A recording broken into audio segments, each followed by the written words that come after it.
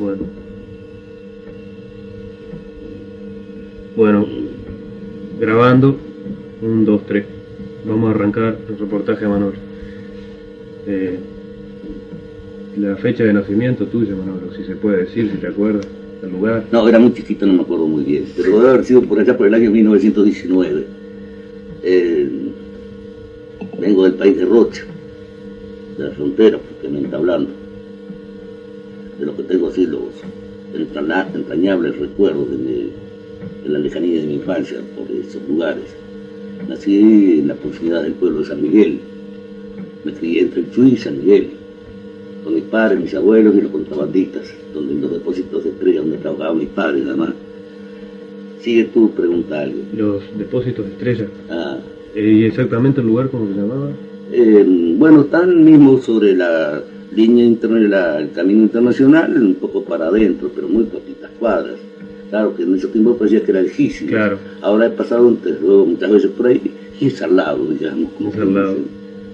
Y cuéntanos un poco de ese lugar, de la infancia, de los abuelos, de la gente del pueblo. Sí, hombre, pues fíjate, Gonzalo, que te comentaba esos entrañables lugares de esa infancia, en la lejanía, recuerdo. Por ahí creo que levanto la figura de, por ejemplo, la vieja Fortunata, mi abuela, un ser entrañable, querido, todas mis mañas y todas mis virtudes, en todo caso, arrancan mucho de ella, ¿no?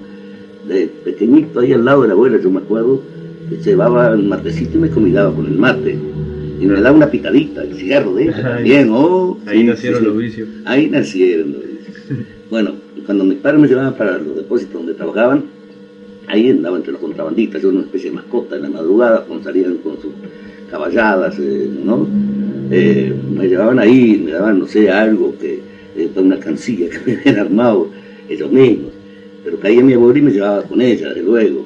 De modo que era curioso, porque yo estaba entre los contrabandistas un tiempo. Y después, en el pueblo de San Miguel, en la fuerte de San Miguel, muy venido a menos, muy caidito, no es la joyita arquitectónica que tenemos ahora. Eran piedritas esparramadas por la ladera del cerrito ahí. Ahí estaba el 18 de Infantería.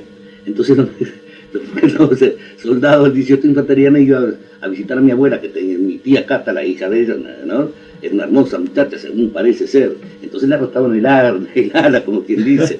Entonces yo estaba durante un tiempo con los contrabandistas y otro tiempo estaba más con los soldados del 18 de Infantería. Bueno, sí, son cosas así que una las recuerda ahora en este momento que lo está mencionando, ¿no? Bueno, entonces hice mis primeras, digamos, letritas en la escuela del Chuy y luego después en la escuela de San Miguel. Ahí tuve alguien que fue maestro de mi madre, no me acuerdo el nombre, qué pena, lo tengo muy presente, pero ahora se me traspapeló. Y fue además maestro mío, ¿no? ¿Cómo diantre? Bueno, no importa, después algún día me acordaré de nuevo. De modo que los primeros recuerdos están un poco referidos a mis trajines en esa frontera, tan así, tan en lejanía, pero tan presente en el recuerdo de uno, ¿no? No sé qué otra cosa pues, podría interesarte en este orden. Bueno, después, desde luego. Qué lindo, por ejemplo, ahora mira, fíjate cómo van surgiendo las cosas. Tú después corriges, analiza todo esto, ¿no? Suponte que yo después de grande, y ahí empiezan a surgir y te encadenan todos los recuerdos de esos tiempos, ¿no? Después de grande asocié ciertas cosas que yo escuchaba de chiquitito por ahí. Cuando hablaban del Cabo Chico, mi abuela hablaba del Cabo Chico. Esas cosas que yo recordé a posteriori, de luego muchos años después. Sucede que mi bisabuelo, don Roldán Acosta, había sido soldado en la guerra del Paraguay. Esa gente que en esos tiempos, por ejemplo, donde un caudillo levantaba el puente, estaba él apeligrando el cuero, como dice esa canción, ¿no? Entonces estos hombres se hacían, desde luego, desde el 97, desde el 70 en adelante, desde antes del 70, él se murió en el año 18, creo, poco tiempo antes de nacer yo. Don Roilán había hecho la guerra del Paraguay. Y el Venancio Flores era un lancero de primera línea. Entonces la tropa le llamaba el Cabo Chico. El Cabo Chico. Desde luego, fíjate que conviene mencionarlo, lo que para uno ahora, después en la edad adulta, a través del análisis de la posición política y social en donde uno ha estado, por ahí sucede que este Cabo Chico, con el que se hablaba con respeto en la casa de mis abuelos, no por su valentía, su coraje, no lancero ya de primera línea, es un grande traidor de nuestra historia, según dice Carlita Machado, ¿no? Bueno, al margen de eso, una cosa muy así, muy especial, por ejemplo, yo asocié después la fecha, que pudo haber sido un 29 de octubre, creo del año 29, casi sobre la línea, sobre el límite de mi estadía en la frontera. Después mi padre se vino para Rocha. Mi abuela, doña Fortunata, la vieja entrañable, y una vecina, doña Camila Martínez, las dos viejas llorando abrazadas, a grito, pelado, ha muerto nuestro padre, Camila, comadre, ha muerto nuestro padre. Esa fecha aproximada que yo después establecí era la muerte de Valle. La muerte de Valle. Suponte, por ejemplo, les había dado la pensión a la vejez 8 pesitos por mes. Para esa gente que era el padre, en esa desolación, en esa pobreza en que vivía esa gente, en ese pueblito entrañable y miserable, bueno, eran 8 pesitos que le había dado el padre, don José Valle. Sí, asociando las cosas como vienen, ¿no? Como se claro, cómo se va a recordar. Sí. Bueno, sucede que por ahí, claro, venimos, ya te digo, en el año 29 para Rocha.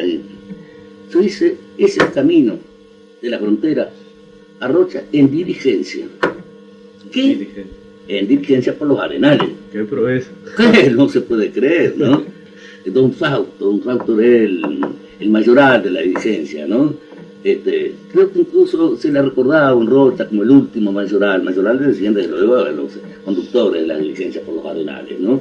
Me acuerdo muy bien, en fin, cosas preciosas. Cuando pasamos el canal de Andrioletti, también me parecían unos rancones enormes, aquellas cosas, nos hicieron bajar de la diligencia y echar los caballos a la mano para que cruzaran un puentecito que tan variaba después del pasaje, ¿no? Me acuerdo que venía una maestra con nosotros en la diligencia, como 3 o 4, mi padre, yo y mi madre había quedado para dormirse después, ya estaba en Rocha, no me acuerdo bien cómo era esa historia, ¿no? Después volvía a pasar, después de grande, volvía a pasar por esos lugares, el canal de Andrioletti en una zanquita torrante. Bueno, claro. Son las proporciones. Sí, cosas uno muy ve querida, ¿no? Las desproporciones. Sí, ahí está. Bueno, y en Rocha la cosa era media brava, la pelada, ¿no? Se vivía muy pobremente, estamos hablando ya de la crisis del 30. La crisis del 30. Sí, eso incidía fundamentalmente en gente que no tenían, digamos, modo y medio para vivir. Mi padre seguía trabajando con hornos de ladrillo, después puso una panadería, después un almacencito, no sé qué cantidad de cosas hizo Diego por ahí, ¿no? Hasta que desde luego el asunto no daba para mucho más y se fue a trabajar a la frontera de nuevo. Y nosotros quedamos peleando la vida en Rocha. Mi madre con 5 o 6 tiquilines que éramos, ¿no? Era juguete por esos años. Hice ahí la escuela primaria. De la escuela primaria tengo los más entrañables y recordables recuerdos, ¿no? De mi formación en la escuela Ramírez. Siempre que se dan oportunidades menciono al maestro Silva. El maestro Silva. Cuando entrábamos a la clase, muy serio, pasaba lista. Entonces terminaba de pasar la lista, levantaba la cabeza, nos miraba y dice, bueno, a partir de ahora todos ustedes tienen 5. Entonces son los encargados de mantenerlo o disminuirlos. Eso tomé como norma. No me canso de conocer gentes. Y siempre asigno a cada ser que conozco el puntaje que mi maestro me lo daba a mí de chiquilín.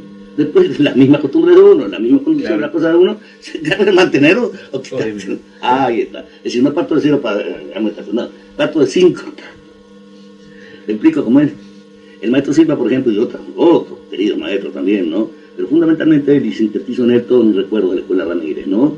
Sucede que, como a mí me gustaba el dibujo, y dibujaba, incluso me daba las carpetas para que yo las decorara. Las carpetas de toda la escuela, ¿no? De toda mi clase, además. Incluso además de otras clases más me daba. Entonces, para mí me divertía mucho aquello. Y además, como sabía que no éramos gente muy pobre, me pagaba. Además de eso, era un trabajo. Hizo una vuelta, dije, todo orgulloso, digo, estoy ganando más que mi padre. Me había dado 2 pesos. 2 pesos una cantidad. 2 pesos. 2 pesos una cantidad. ¿Qué año era? Ahí pudo haber sido el año 33, por ahí, ¿no? Sí, puede ser por el año 33. Ahí comienza, quizás, la afición por la pintura, el gusto por la pintura. ¿No? Creo que no sé, porque esas cosas a mí de esa vocación... de repente de manera informal, te digo. Puede ser. Hay una vieja leyenda familiar, por ejemplo, que mi madre se enorgullecía en comentarla con la gente, con los vecinos y eso, ¿no? Después que, claro, ya mi nombre era bastante conocido a través de mi trabajo durante largos años. Mi madre contaba una historia, por ejemplo, ya te digo, de una especie de leyenda familiar, que no deja de ser interesante. Por ahí, estando todavía en la frontera, mi padre siempre tenía huertas y mi madre siempre tenía jardines. Entonces por ahí, según ella, yo era muy travieso, creo que es cierto además, ¿no? Era un tipo bastante díscolo además, ¿no? Entonces por ahí le reventé un jardín de rosas que tenía, rosas que había traído de Brasil y esas hierbas, ¿no? Fue tan grande el disgusto, según ella, que le presionó eso, que en vez de pegarme o darme la zaranda que me correspondía, que me merecía, se puso a llorar. Eso yo no dije nada, digo, qué pucha, pensé, seguramente, pues ahora te pasaron un chiquilín de 5 años, 5 o 6 años. Fui, se las dibujé y se las llevé. El dibujo de la rosa que le había destruido. Esa es la leyenda familiar que te cuento, ¿no? Por ahí. Ahora después en la escuela, desde luego, esas visiones, esa cosa misteriosa de una vocación se manifestaba en tal o por ejemplo posible, ¿no? En todos los órdenes que se daban, en el trabajo de uno. Me gustaban los jueves, que dibujamos siempre, los días jueves. Y si llovía era mucho más hermoso. Dibujar un día jueves que llovía en la escuela era una gloria. ¿No? Bueno, pregúntate. Qué bien, seguimos entonces. Bueno, ¿hasta qué edad estuviste en Rocha? ¿Qué sigue? Sí. ¿Seguiste en Rocha? Sí. El 11 de diciembre del año 35, mi hermano Carlos y yo llegamos a la estación Chantay de Montevideo a las 12 menos 10. 11 de diciembre del año 35, 12 menos 10 llegamos a la estación Chantay. La persona que nos iba a esperar, un vecino de Rocha que ya estaba en Montevideo, estaba en el cerro. No sé, no estaba. Yo dejé a Carlos con los gustitos que traíamos un colchón y no por lo que más. En la estación me fui a pata al cerro. Sin conocer. Desde Yatay y sin conocer. Y sin conocer. Cuando llegué a Graciela vi unas cosas raras que por ahí, estos son los tranvías, dice yo. Eran tranvías. Voy a preguntar a alguien que estaba ahí, digo, ¿el cerro para dónde queda? Me miró medio raro, el tipo dice, para allá queda. Y yo me fui para allá. Cuando iba llegando, en la calle Vizcaya 115 vivía mi madre con mis hermanos menores. Yo soy el mayor de todos, de todos los mismos chicos. Por ahí iban llegando mis hermanos de la escuela. Bueno, está, la alegría y además un poco la inquietud, ¿no? Porque hay una sola piecita para meter a judices, ¿no?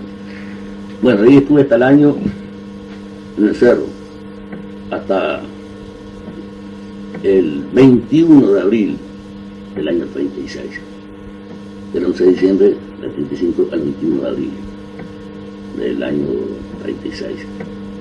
A los 7 menos 10 del año 21 de abril del año 36, llegamos Carlos y yo a la colonia, ¿no? El asunto no daba para más, ya un accidente, reventó una uno por ahí, y de cabeza, para un lado y para otro también, ¿no? Ahí pasé toda mi adolescencia. Cuéntame. ¿No? Cuéntame. Mejor ahora, ¿no? Tuve la suerte que me mandaron a estudiar, por ahí en la colonia, ¿no? Tuve hasta el 2 de enero del 40, y ahora viene la otra parte, hasta el 2 de enero del 40. Pueblo de Montevideo, hice un nocturno, laburo para allá, para acá, para el otro lado. ¿Cómo se llama esto? Viviendo el clima de tensión que se vivía por esos tiempos, ¿no? La guerra. La militancia política, guerrera, primero que nada, la asociación estudiantil, el liceo nocturno, Juventudes Libertarias. Y por ahí empezó, ¿no?, la lucha contra los jueces de salarios, contra el servicio militar obligatorio, las grandes huelgas de los frigoríficos, ¿no? Yo me acuerdo por esos años que aguante la muchacho. Hay que joderse también, ¿no? Bueno, la militancia posterior y que se dio en el contexto político social de este país, se supone una militancia estremecida de los muchachos que dejaron sus huesos en las cárceles, ¿no? Es otra cosa distinta, desde luego, y a otros niveles, ¿no? Pero en nuestros tiempos, ¿cómo queríamos las cosas también, no? Con una vuelta, por ejemplo, íbamos a repartir el SWIFT, íbamos a repartir volanteadas de 2 contra 1. Siempre fue la misma historia, hoy también será lo mismo. ¿Qué consejo de salario? 2 contra 1, los patrones y las empresas, contra los trabajadores que no tienen nada más que sus pocos medios, ahora tienen otros más, ¿no? Desde luego. Creo que la función sindical actual es buena. En esos tiempos estábamos bastante desprotegidos, ¿no? Pero sin embargo una conciencia muy clara de cómo se debía actuar, ¿no? Con una dignidad y una altura muy especial. Me acuerdo una vuelta, no podíamos entrar por la puerta frigorífica, estaba custodiada con guardia. Cruzamos unos alambrados, unos tejidos y nos metimos para adentro. En una de esas aparecen unos emponchados, en una madrugada, aparecen unos emponchados, yo me acuerdo, la luz siniestra de las bayonetas, ¿no? Los reflejos siniestros de las bayonetas, y un grito, ¡cállate ahí! El oficial que nos pegaba el grito. Ustedes son locos, fíjate vos qué cosa extraña, ¿no? Cómo se daba en esos tiempos una situación tan distinta, ¿no? Miren si tiramos. Lo que pasa, que en esos tiempos todavía las guardias se los hacían los soldados del primero de infantería, que estaba ahí en la Paloma, ¿no? Del batallón de la Paloma. Ahí está. Y el que más o menos tenía la hermana, tenía la mujer, tenía la madre, tenía el padre, el hermano, lo que fuere, en el freezer. Entonces, de luego las consideraciones eran totalmente distintas, ¿no? Que no pasó después, ¿no? Claro. Que no pasó después. No pedían permiso para tirar. Miren si tiramos, váyanse de aquí, muchachos, son locos, ¿no? Nos echó. Miren si tiramos. Nos echó. Nos echó, ahí está. Está bien. Bueno, como dice, un millón de cosas, ¿no? Una vuelta que llevan al carro, mi hermano lo llevan preso. Y yo tenía un tío sargento en la 24. Llego ahí y estaba aquel sentadito, pobre tipo, con otro compañero más. Creo que estaba Badel también, no me acuerdo qué otros amigos más, otros compañeros ahí de juventud, ¿no? Todos sentaditos en un banco con unas carmillas ahí, ¿no? Y dice, ¿y este que andaba haciendo por ahí? Hay que decirle a tu madre que tiene una sanada, ¿cómo va a andar moviendo por este lado acá? Es bueno, viejo sargento. Una vuelta que nos cayó, toda la propaganda nos cayó, bien cosa de novela, así, media, ¿no? Nos cayó toda la propaganda, esa misma noche, no me acuerdo cómo fue. Y el otro día estaba de vuelta en nuestras manos. El basurero era compañero. Le metió el tacho de basura y el otro día está otra vez para Juventud a repartir de nuevo. ¿Otra vez? Qué bien. Cosas así del tipo, ¿no? Además conocimos bastante bien el cerro, ¿no? No nos metíamos por las canteras después que nos fueran a buscar, ¿no? Cuando teníamos que disparar, ¿no? Háblame del cerro, ¿qué es el cerro? Mira, el cerro debe ser tal vez una de las barriadas proletarias con más sentido de unidad, de dignidad, de comportamiento, de una humanidad tal. No hay vecino en el cerro que no tenga un corazón así, pero grande como el cerro mismo, ¿no? Es una cosa muy especial. Sé que además yo estoy vinculado entrañablemente al cerro, porque primero cuando fui ahí, de chiquilín todavía, estuve viviendo ahí, en la calle Victoria 115. Ahí va. Sí, la conoceré además, ¿no? Cerca de la playa, muy al lado de la playa. Después, en los primeros años de mi disciplina como en el taller Torres, me parecía que el arte tenía que estar de acceso a la gente. Entonces, conferencias en el Ateneo del Cerro. ¿Qué tal? ¿Qué tal? Y exposiciones en el Cerro. De modo que estoy vinculado, además hay mucha gente que todavía, muchos viejos compañeros que todavía se acuerdan un poco de eso, ¿no? Bueno, yo en ese tiempo leía mucho, Biaggi, el arte de las muchedumbres, Plejano, excelente, teórico, Opa, Guambia, ¿no? El arte y la vida social, de modo que estaba empapado en toda una lectura muy especial referida a ver si no se establecía un crack, digamos, entre mí que hacer, a un nivel de exigencia intelectual especialísima, y el acceso a la gente que no estaban acordadas para ese nivel intelectual, ¿no? De la propia exigencia del trabajo de uno. Exacto. Entonces tratamos en la posibilidad de ver cómo podía conciliar tal o cual situaciones posibles en mi comportamiento frente a esa situación. De modo que estaba bastante, digamos, acomodado para manejarme esos términos. De modo que el cerro también en ese aspecto tiene también una vigencia especialísima, ¿no? Desde luego después la solidaridad incluso de los vecinos en nuestras corridas, corridas o correrías por el cerro, ¿no? Tener casa donde meternos, yo qué sé, cosas así. Bueno, todas esas historias hacen que siempre el cerro para mí sea una cosa muy, muy, muy especialmente querida, ¿no? Te digo, además de los viejos compañeros y de gente que he conocido a posteriori, siempre me quedó ese recuerdo precioso de esos tiempos y aún mismo de ahora, desde luego, ¿no? Sé que siempre es un baluarte, digamos, de lucha proletaria, de lucha revolucionaria, ¿no? De manera que, bueno, es esa la cosa que yo recuerdo así tan especialmente. en Ateneo, entonces las preguntas que hacían los compañeros, ¿cómo pucha? Era muy difícil, te das cuenta, ¿no? ¿Cómo uno tenía que manejarse? ¿Qué le iba a explicar yo? Pintura, relación de valores, decía, ¿no? ¿Cómo le iba a explicar? Sí, bueno, ¿y por qué la pintura no es, digamos, algo que sea un arma de combate? Lo es a su manera. En modo y medida en que está bien hecha. Que está bien hecha, ¿qué quiere decir? Que no que sea para que el señor tenga dinero la compre, porque sabe lo que es pintura, relación de valores y están realizados para los valores. Lo que pasa es que el trabajo en el orden del espíritu supone que eso se incorpore el contexto posible. Entonces, es para todos. El cuadro, vamos a establecer la diferencia, el cuadro es un objeto, como tal está sujeto a la ley de oferta y demanda, en fin, todas las leyes económicas pueden regir esto, pero la pintura es de todos. Y el modo y medida en que yo estoy atento, yo que sea lo que es la cosa de ustedes, que es la mía, yo estoy incorporando ese valor espiritual, estoy incorporando el propio contexto de mi trabajo. Es decir, cuando yo mezclo un rojo con un azul, o un verde con un amarillo, esto, aquello, que estoy elaborando mi labor, yo pienso que de alguna manera debe estar implícito eso que yo siento, y por eso estoy con ustedes. Algo de eso trataba de explicarles, ¿no? Del cerro, entonces a la colonia. No, eso es lo último, a posteriori. Posterior, no, claro. Decía yo... Sí, del 21 de abril en adelante. Ahí está, dime por lo menos el nombre completo de la colonia. Sí. Es solo eso, igual. Colonia de Educación Profesional. Colonia de Educación Profesional. Y doctor Martín Inés, que era el nombre del fundador de la colonia. El compañero de esa época de la colonia. Y sé bueno, que hay. Te voy a nombrar uno que sintetiza todos los restantes. Luis Gallegos. Muy bien. Bueno, sí, Luis Gallegos, cuidadito. Él tiene una ventaja sobre mí, porque yo siempre bromeo, digo, por ejemplo, de que la colonia nuestra es una colonia de consciente, ¿no? ¿Te das cuenta?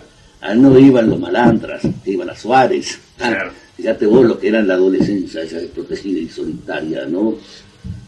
Bueno, la nuestra en todo caso tenía lo que se estaría organizado, una cantidad de cosas por ahí, ¿no? Entonces yo digo, ahora si vos venís de Suárez, la nuestra es una colonia de gente young. Sí. Bueno, cajetiza, en esa época. ¿Cómo? Cajetiza. Y bueno, seguro. Sí. Bueno, lo cierto es que, bueno, con el Luis no encontramos ahí, él era Grisota, yo no me acuerdo, creo que él es más viejo que yo, si escucha esto me va a pedir. Bueno, fuimos compañeros entrañables de esos tiempos, de muchachos ahí, ¿no? O sea, lo que fue, después en la vuelta a Montevideo nos volvimos a encontrar en el liceo nocturno. Y ahí sigue un poco, además, subyace en el fondo de toda esta historia, por ejemplo, mi comprometimiento a niveles del socialismo libertario, la incidencia de él sobre mi modo posible, porque en esos tiempos estaban dos situaciones extremas, digamos, los anarcos por un lado y los camaradas por otro. Ahí está, bueno, para contarte los entretelones de todo, sería para otra historia, mucho más larga, ¿no? Lo cierto es que finalmente, claro, ya te digo, en el año 41 ya estaba decidida la línea así de comportamiento esencial entre el socialismo libertario, ¿no? Y la salida que había por este lado, ¿no? Pues era, de modo que después la conducción de mi vida estuvo referida a la militancia, con altibajos. Obviamente en toda la vida de todo hombre siempre hay altibajos en tal por ejemplo posible de su actividad. Pero no hubo movimiento en este país en donde no hubiera contado con mi aprobación o con mi militancia. Dice de aprobación no, con mi militancia. Claro. Con mi militancia, ¿no?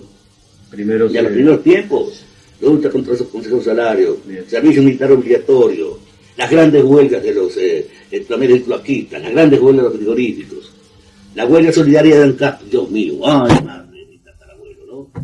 La huelga solidaria de ANCAP.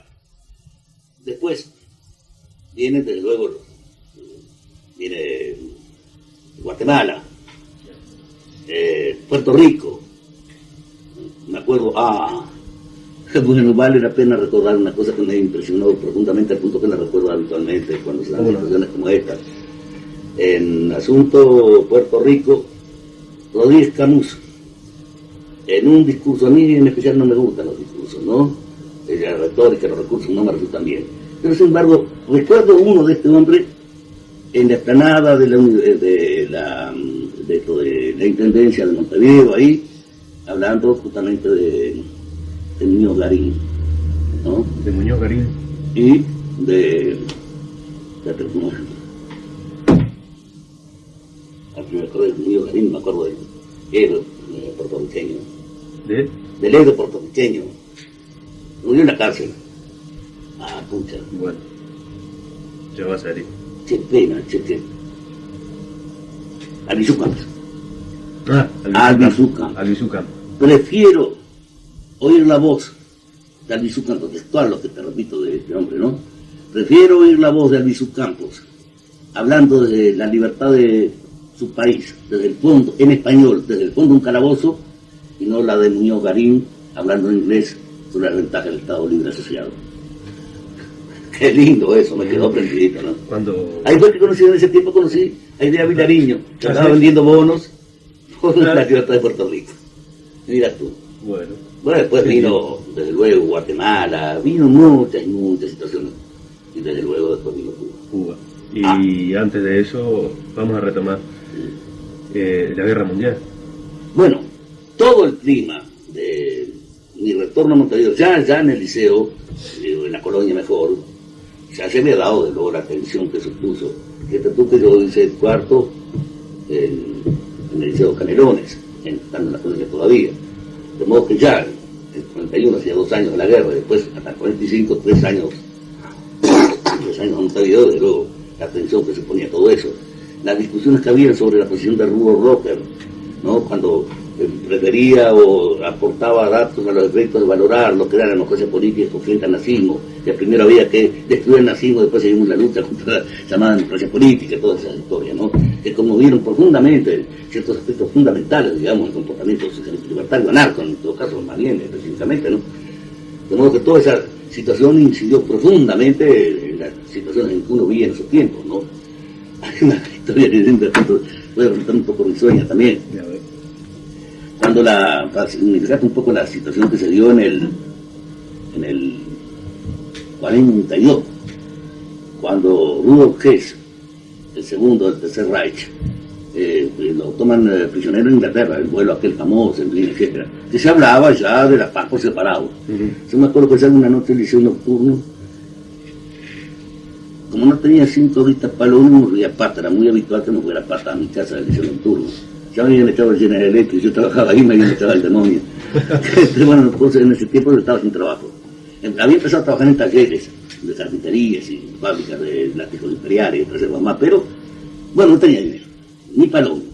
Y se las había contado muy bien, 68 cuadras quedaba de la edición primera de la edición nocturno a casa. Yo vivía en la calle Máximo, no, vivía en la calle Spickerman, casi Máximo Gómez, ahí en el barrio de Puros. 68 cuadras había contado, pero más de una vez, con contaditas que yo conocía ya que me había hecho para mí. Me acuerdo que esa noche salgo del liceo nocturno y me formulé esto, me lo estoy repitiendo como un sonsonete. Si las potencias occidentales hacen la paz por separado, se me afilió el partido. De lo que se salvó el partido. Pero para no creer lo que a todo eso, ¿no? Pero fíjate vos, si sería grande la conmoción, ¿no? Si hacen la paz por separado, ¿no? La lucha imponía de lo que se apoyará a la Unión Soviética en su momento, ¿no? Y bueno. O quizá la más fácil. Entonces ahora iríamos de quizá al Taller Torre. Bueno, sí, claro, puede ser Taller Torre, ¿no? Había robado eso con otras historias, ¿no? Ahí está. Claro. ¿Está grabando? Sí, está grabando. Dale nomás. Coincidió justamente que en esos momentos así particulares que deciden, no definen la vida de alguien, conocí a Canario Puig, don Julio Uruguay Puig, que también estudió en prisión tú. Y por ahí me indicó, dice, vos te gusta la pintura, dice, ¿por qué no te vas a tal lado? Dice, mira, hay un viejo que sabe mucho, yo estoy yendo ahí, bueno. Entonces me dio los datos Caillo, el Canario a su vez está viviendo cerca de casa, estamos vecinos, al de los Ribeiros, al Ceo y Edgardo y el Canario. Y yo quería vecino, entonces me metí ahí en esta arena, empecé a verlos al río, para acá y para allá y para el otro lado. Vieron algunas cosas que yo pintaba solito ahí, ¿no? Dejaba la mano de Dios. Dice, bueno, sí, al Ceo me llevó, dice, anda para allá. Bueno, por ahí caigo. Va don Joaquín, Me impresionó la presencia del viejo, ¿no? Desde luego, ¿no? Su manera blanca, su estampa. ¿no? Me puso un cartón ese, dibujé esto. Me puso un tazón blanco, una naranja partida y una entera. Un trapo. Dibujé esto. Se iba allá de vuelta y decía, no, píntelo. Después me hace una paleta. Las mañas mías en el taller cuando yo ofrezco las cosas, los compañeros ven de ahí. Ah, Claro, viejo. exacto. Cuando yo no cobro, Viene de ahí. ¿cómo voy a cobrar si el viejo no me cobró a mí? Entendido, es clarito eso, ¿no? La gente no entiende esas cosas, pero yo las entiendo. Bueno, hizo, pedí aquello porque el cartón no me respondía, yo no sabía cómo esto, cómo aquello, cómo... Bueno, finalmente le digo, está bien, déjelo. No, mire, es por esto, por un poquito acá, de este lado del tazón y de este otro la roca. Yo fui y dice, usted me dijo, está bien, vamos a dejarlo ahí. Me enteré a posterior después de un tiempo.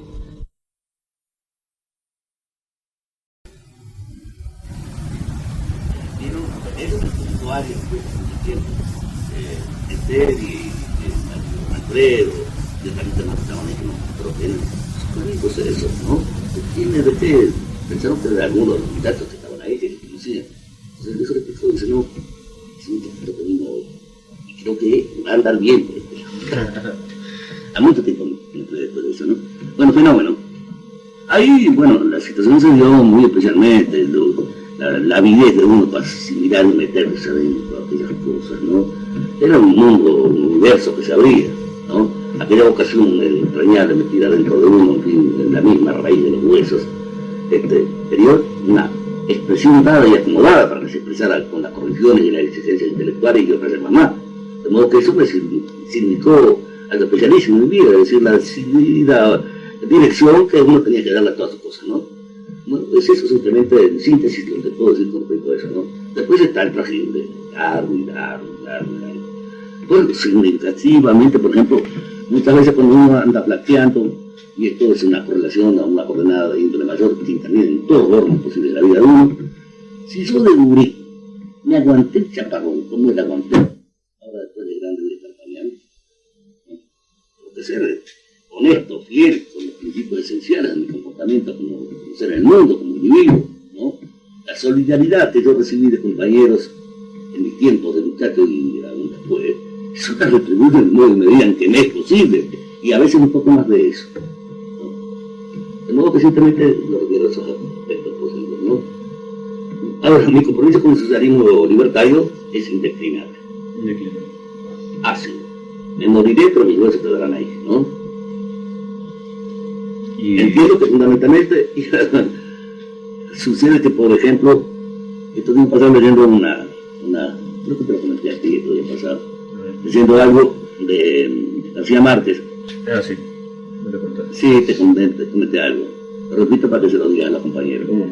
Sucede que viene el compañero ese, el tal García Márquez, dice, los nombres son importantes en alguna medida, pero lo más importante es la militancia diaria, efectiva y concreta del militante revolucionario. No basta que yo tenga un nombrecito por ahí que la gente estime y valore, etcétera. Lo que importa es que yo arrime mi hombro solidario con el compañero de base, fundamentalmente. A mí siempre me gustó la militancia a sus niveles. Las dirigencias no tuve acceso a ellas, o tuve acceso. Pero no importa, lo que me importa es el compañero de base, ¿no? Además, los compañeros de base no tienen pelo ni marca. Son militantes sociales por excelencia, ¿no? Lástima que en otros niveles, por ejemplo, esos militantes de base se reciben un liñazo, un verticalazo y disparan para el lado de los tomates. Cosa que no sucede con un socialista libertario, que no recibe liñazo, ve con claridad y objetividad lo que tiene entre manos. Puede desatar polémica esa afirmación. Ojalá que desate polémica. Sí, ojalá. Sí. Habíamos hablado quizás de Torre García un poco y la Comunidad Sur. Bueno, sí. Un poquito, no sé. La Comunidad Sur. Por ahí, esto, se perdió una cantidad de cosas en un momento dado, un 9 de mayo del año 53. Entonces caí con mis petardos y mis cuadritos al sótano sur. Entonces ahí en ese sótano sur estaba Jorge Brito, otro compañero muy querido, pintor, en fin. Anda perdido por el mundo desde hace muchos años. Y bueno, desde el 58 que no lo veo. Al 87 se fecha de cuenta, ¿no? El Jorge no lo veo, es el 30, ¿no? El Jorge. Sucede que por ahí, bueno, me quedé, me aposenté ahí en el sótano, para mi taller, mis cosas, en fin, etc. Y tiempo después se dio la situación que el sótano se fue transformando en lo que fue después Comunidad Sur, ¿no? Ahí estuvieron Rubén Prieto, Walter Dioli, Perico Jarone, ¿no? Bueno, y otra gente no. Yo integré esa comunidad, la raíz misma, del carozo de la comunidad que vivía en Rubén Prieto, ¿no? Llamaron carozo de la comunidad. Y esto es lamentable, después supuso que él era el carozo de la comunidad. Ahí está, por ese lado fue que la cosa no anduvo bien, ¿no? Yo tuve algún disgustillo serio al punto que me fui. Tuve un tiempo por ahí, hasta el año 55, creo que tuve, 53, 54, hasta el 55, 56. 56. De manera que trabajaba de carpintero, Guambia, ¿eh? Trabajaba de carpintero. Y pintaba, lo único que pinté fue un enorme retrato de Mordecai, el héroe del decreto de Varsovia, para una comunidad judía acá, ¿no? Por encargo de la comunidad, ¿no? Ahí está. Me acuerdo del Mordecai. Ahí está. Lo único que voy a hacer para ese nivel de cosas. Por lo tanto, mi trabajo era quitándole sueño al sueño para poder hacer algo, ¿no? Por lo tanto, era bajar madera por ahí. Y bien discutidos en la construcción de tal o cual aspecto posible. Una vuelta, había tarea que había que hacer a las muchachas. Yo qué sé, yo no iba a estar rascando, no iba a estar haciendo cocinando o lavando pañales y la mitad trabajando madera, ¿no? Eso de cajón, lo que se me parecía que había tareas que eran específicas de la mitad, porque yo no las sabía hacer. Si había que hacerlas así igual, no la primera vez que le necesitaba grabar un gurí, por ejemplo, ¿no? Claro. Pero si, no por estructuras, digamos así. Me parecía que se fundía, ¿cómo te podría llamar? Medio duro, ¿no? Comunidad con promiscuidad, tareas que no eran nuestras, que teníamos que hacerlas por instituciones. Después por una vez buscar el sueño. El Perico Jarón, un tipo que yo estimaba altamente, intelectualmente, tiene una sólida formación histórica, filosófica, etc. Una vuelta, fuimos a comer, ya estaba en la calle Salto, en la comunidad, ¿no? Los talleres en la Tacuarembó, ahí en ese Tacuarembó, Gonzalo Ramírez. Entonces, por ahí, vamos a comer, y era una sopa tan escandalosamente asquerosa, que con el hambre que teníamos no pudimos comer. Nadie comió. ¿Qué había pasado? El Perico se había quedado en regona entre la olla. Ay, Dios mío. Sí. Ya era de pelota. Sí. Bueno, cosas que yo de esto risueño, pero había otras historias que no eran risueñas, ¿no? Era más bien media dura, media ahí, ¿no?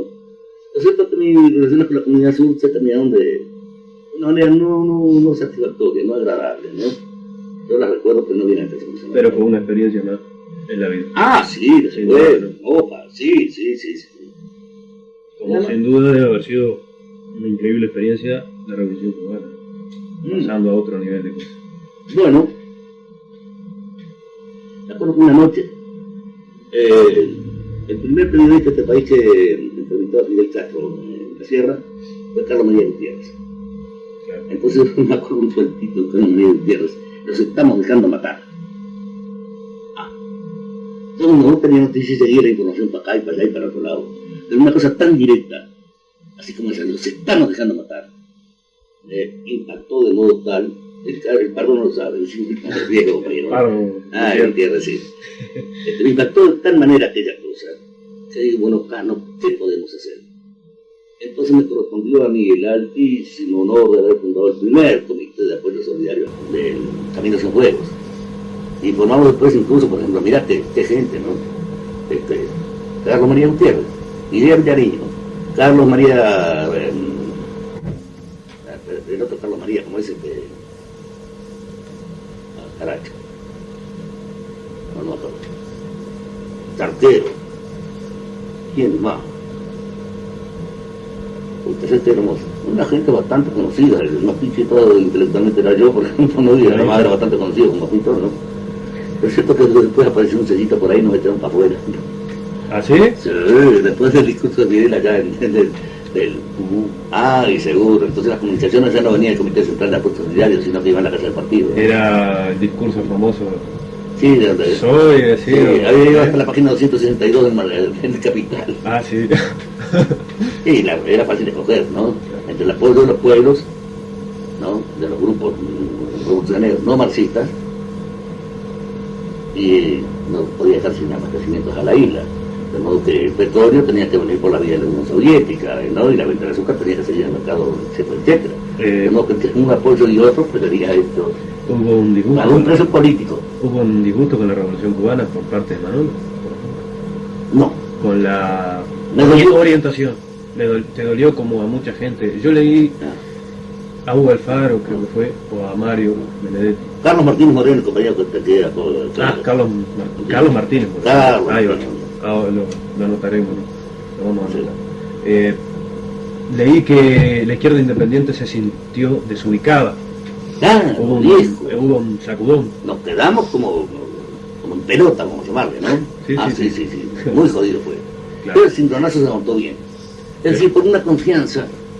Claro, pensaste, claro, uno ha leído a Erich Fromm y sabe muy bien cómo ubicar el liderazgo, ¿no? Es decir, la delegación de la función del pensar, depositar una unipotente, un insapiente y un no sé qué cosas en un individuo. Pero al mismo tiempo, el Fidel demostró en todo momento ser tal vez uno de los mayores políticos y un tipo de unos cojones pavorosos además, ¿no?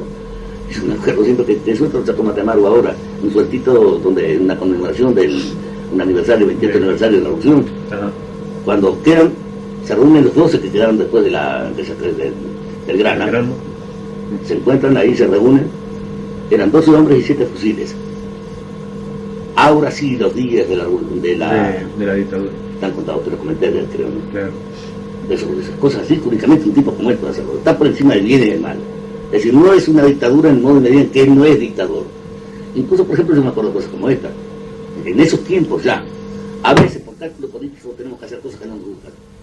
Evidentemente, La Habana, en el 62, un cálculo político. Que tal vez no le tuvo que hacer. Vamos a no poder. ¿No? Hay un cuadro tuyo, Los Comandantes. ¿Por qué? No, un cuadro, no cuatro. Perdón, hay varios cuadros, quise decir un cuadro de Los Condenados de la Tierra, pero vamos a enradarlo para hacer una sola pregunta, un planteo. Los Condenados de la Tierra y Los Comandantes. Bueno, Los Comandantes son un poco, digamos... Nómbralo. Un tal César Augusto Sandino, un tal Emiliano Zapata, un tal Ernesto Guevara, llamado el Che, y Camilo Cifuentes. Para mí una figura legendaria, así, ¿no? La estampa del guerrillero, además un tipo con una conciencia de una altura, una dignidad en su condición de ser humano, de militante a niveles de la primera línea de combate siempre, hasta caer ahí, sentemos su muerte, ¿no? Y el curioso es César Sandino, cuidadito con ese hombre, ¿no? Bueno, esas cosas así que te ayudan a vivir, ¿no? Pensando en lo que es nuestra segunda emancipación. Por eso son los comandantes americanos, ¿no? ¿Qué significa? Y el Emiliano Zapata no se hable, ¿no? Y el Che. ¿Quién es el Che? ¿Qué es el Che? Bueno, era un médico argentino. Sí. Vamos a empezar la biografía. Bueno. Te cito una frase, a ver qué te sugiere. Ejemplo que ilumina conciencia y preside la lucha de América Latina. Eso, dices tú, referido a... Sí. Bueno, pero yo te cito otra. ¿Cómo no? Entenderse sin ternura. Jamás. Esto pinta un poco, incluso nuestra propia arquitectura de habitantes de enorme espacio geográfico que es el Río de la Plata, ¿no? Es un poco eso, lo nuestro es endurecerse sin perder la ternura. No tenemos que endurecer, sino chao, hasta luego. Pero no perdemos esa cosa tan entrañable de que como seres humanos, como habitantes de un lugar de la tierra. Si no me equivoco, eso es de una carta de Che a Quijano. Puede ser, no sé de dónde. La leí el año pasado y Brecha salió en conmemoración de la muerte del Che, y era una carta del Che. De Che a don Carlos. Mira qué bien eso, no sabía cuál era la cosa donde venía. Lo único que no me interesa, otra cosa increíble, ¿viste cómo se van enredando situaciones? Por ejemplo, nada podemos esperar sino de nosotros mismos.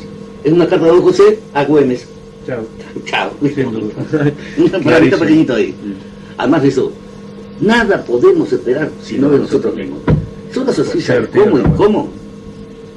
Con esa premisa fundamental de la primera internacional, la emancipación de los trabajadores al ser obra de los trabajadores mismos. Aquí la esencia misma del pensamiento es ese, ¿no? nada podemos esperar si no son de nosotros mismos. ¿De qué vamos a esperar? ¿No?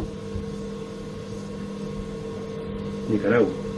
Bueno, estuvo después de Cuba, quizá Vietnam. Sí. Vietnam.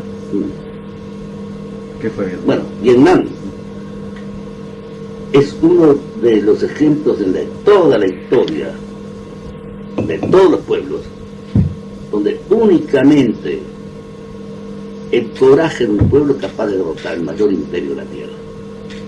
Es decir, cuando se cantan las canciones en nuestros muchachos en las calles, no podrán con nosotros, no podrán.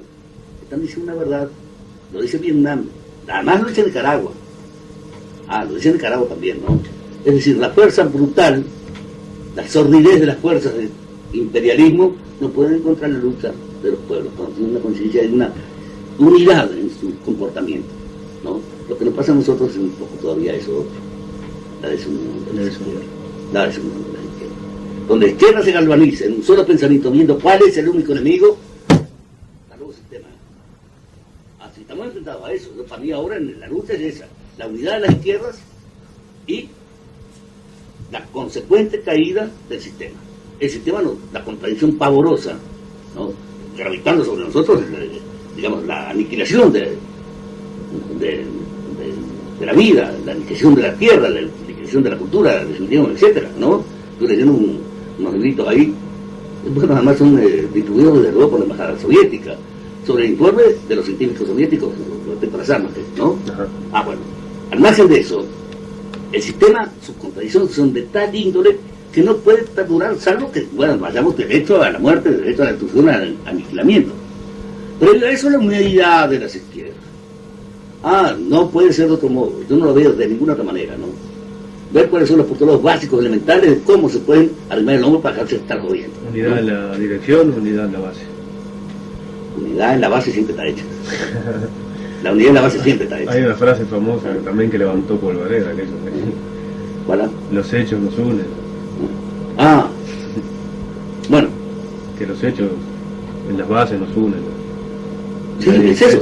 Pero un militante, como en el caso, por ejemplo, mío, que no soy un militante de primera línea, siempre he estado así, digamos, siempre atento, pero no he estado, pues la pintura me ha tomado más tiempo de que mi tiempo de militancia, vamos a llamarla, ¿no? Pero al margen de eso, para un militante de más de 40 años, en todas las luchas políticas y sociales de este país, esa pauta clarita, indeclinable, de que la izquierda en las bases siempre estuvo unida, ¿no? Mirá que yo, por ejemplo, acá en el frente, por ejemplo, vamos a hablar de frente ahora, por la duda. Sí. Sí, en el 71, pero codo con codo con los compañeros, cuando hay un problema, estoy loco a ver cómo es. Claro. Mira, la cosa no era esto lo que teníamos planteado, ¿no? ¿Qué tenés que decir frente a esto? Y bueno, sí, pero fíjate vos, no, acá no me fijo nada. Habíamos ido para allá, bueno, vamos para allá. Y dejarse joder. Para mí bien clarita la cosa, ¿no? Y el que no lo entendía, bueno, chavo, eso se va afuera, ¿no? Hablamos del cuadro de los comandantes, los cuadros de los comandantes, sí. Y de los condenados de la tierra. ¿Qué significa eso? Bueno, eso pertenece un poco a la categoría de mis fantasmas, ¿no? Está dentro de eso del 61, 62, por ahí, son unas secuencias de pintura de esos años. Es un poco, digamos, una síntesis. ¿Te acuerdas que te hablé hoy de cómo se asociaba el pensamiento político con el quehacer de uno, que es esencial de esa pintura? Pues fue un intento de realizar algo de esa índole, ¿no? En ese tiempo está todo referido a esos aspectos posibles. Y lo que subyace en el fondo de todos los fantasmas que he pintado y los que me quedan para pintar todavía, esa misma situación, ¿no? Es decir, para mí es una realidad que está ahí a la vuelta de la esquina, yo la veo de ese modo. Y los materializo, digamos, a través de mis modos esenciales de comportamiento, que es la forma, el tono y el valor, ¿no? De modo que queda claro en otro orden de cosas que no se puede hacer ni literatura, ni nada que no sea, que sea ajeno, digamos, a los valores reales, concretos de la pintura. Si no quiero hacer sociología, ni panfleto, ni idea. Y los comunidades de la tierra son los compañeros que están ahí. ¿Quiénes son los compañeros? Observa la inteligencia, el ángel y el hombre, ¿no? La inteligencia como lo esencial, digamos, del quehacer humano, es decir, esa cosa misteriosa que es la inteligencia del hombre capaz de realizar la maravilla increíble de lo que ha realizado la civilización. El ángel es el misterio de las cosas. subyacen todos los aspectos posibles de nuestro quehacer. No sabría qué decir más de eso. Y el hombre pobre, como dice el Salvador. El hombre pobre. Quizás el hombre pobre, la dictadura. Esta dictadura no es. ¿La actual? No, la que sí. La pasada. Ah, La que arranca en el año 60 y tanto con Pacheco, por ejemplo. bueno, en el proceso político, social y económico que se dio en el país, en todas las naciones de la Constitución Mexicana, está bien clarito que no podía ser otra salida para esos momentos que la que se dio, con los instrumentos adecuados. Por ejemplo, cada vez que, bueno, me siento especies de náuseas, cada vez que me acuerdo de un tal Pacheco Areco, estaba designado, ¿no? Es decir, sí, me dan ganas de vomitar, te digo, ¿no? Es decir, encontrar los instrumentos adecuados, el imperio encontró los instrumentos adecuados para salir de la crisis que estaba viendo, no había otra salida, el viantazo, pisarle la cabeza a los pueblos para poder sacarse adelante todas las situaciones que eran salvables de otro modo, ¿no? Sin salida, ¿no? Es decir, no había posibilidades, entonces había que buscar de alguna manera mantener el estatus, digamos, el privilegio. El estatus de privilegio únicamente con una dictadura férrea que afectaba la cabeza de los pueblos, que afectaba la cabeza de la gente, ¿no? No había otra. ¿Cómo viste la dictadura? Bueno, la vi muy de cerquita. No la padecí, obviamente, como la padecieron los compañeros que ya no cuentan, o que si la cuentan, bueno, de esa grandeza de la especie humana que es capaz de superar esa situación que vienen los compañeros presos y torturados, ¿no? La vi como consecuencia, así digamos, de lo abismal que supone la presencia de fuerzas que son capaces de hacer algo que uno no puede siquiera concebirlo. Ahora se descubrió una galaxia que tiene 13 veces mayor que la nuestra, que la Vía Láctea. Está a 1 millón de años luz, más o menos, un poquito más lejos de donde hacen pichis las ancianas. La capacidad de asombro de uno, bueno, se queda abismado frente a esa cosa, ¿no? No puede concebirla, no puedes tener los datos, las noticias, pero no puedes concebirla. ¿Cómo es eso? No.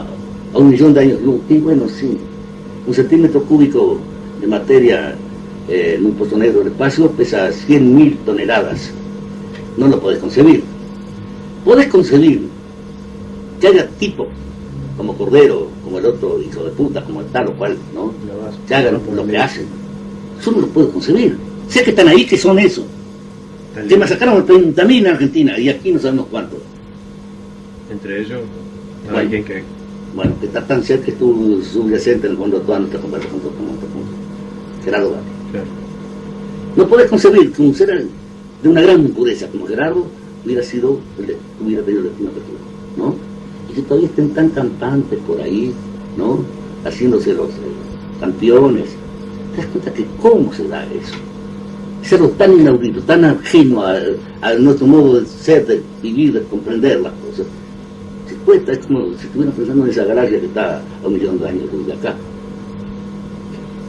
Sin embargo, frente a eso uno tiene un poco la otra cosa, aferrarse a que la justicia tarda pero llega. Y está ahí a la vuelta de la esquina la justicia, ¿no? Sí. Yo creo que no se escapan de la justicia. La justicia hoy, aquí, ahora y aquí en la tierra. No hablo.